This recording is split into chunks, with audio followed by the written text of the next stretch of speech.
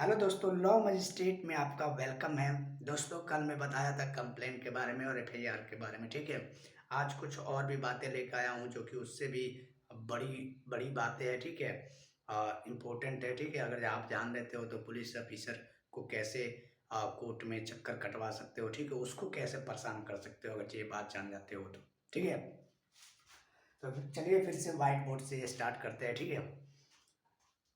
दोस्तों, कल मैंने बताया था कंप्लेंट के बारे में। कंप्लेंट हमेशा क्या कहाँ पे होती है? मजिस्ट्रेट के सामने होती है। और कंप्लेंट नॉन कोग्निजेबल ऑफेंस का भी हो सकता है और कोग्निजेबल ऑफेंस का भी हो सकता है, ठीक है।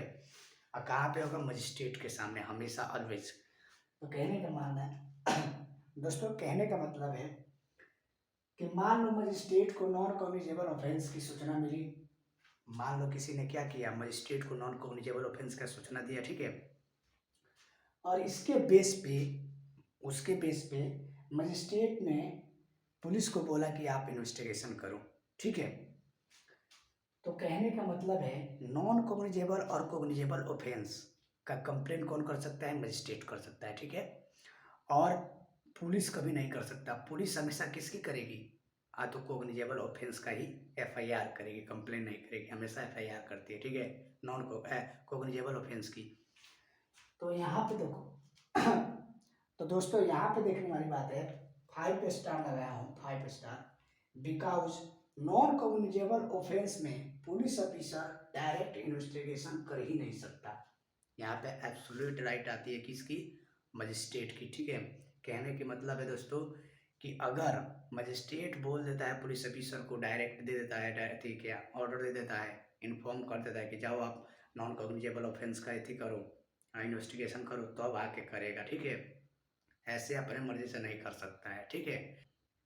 दोस्तों, कहने का मतलब है कि मजिस्ट्रेट के कहने पे, ऑर्डर निर्देश देने पर ही पुलिस ऑफिसर क्या करेगा? नॉन कॉग्निजेबल ऑफेंस का इन्वेस्टिगेशन कर सकता है।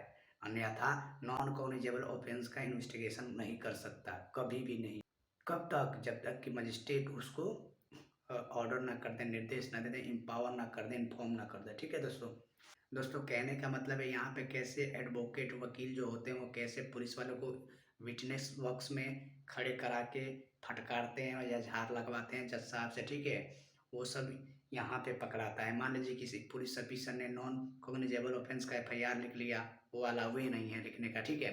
और उसका इन्वेस्टिगेशन कर दिया और उसको जेल में डाल दिया, ठीक है। और 24 घंटा का जो है टाइम लिमिट है कि 24 घंटा ही किसी अपराधी को आप जेल में रख सकते हो। उसके बाद 24 घंटा के बाद मजिस्ट्रेट के सामने आपको प्रेजेंट करना ही करना है, और 2 दिन रख दिया तो ये सब क्या है?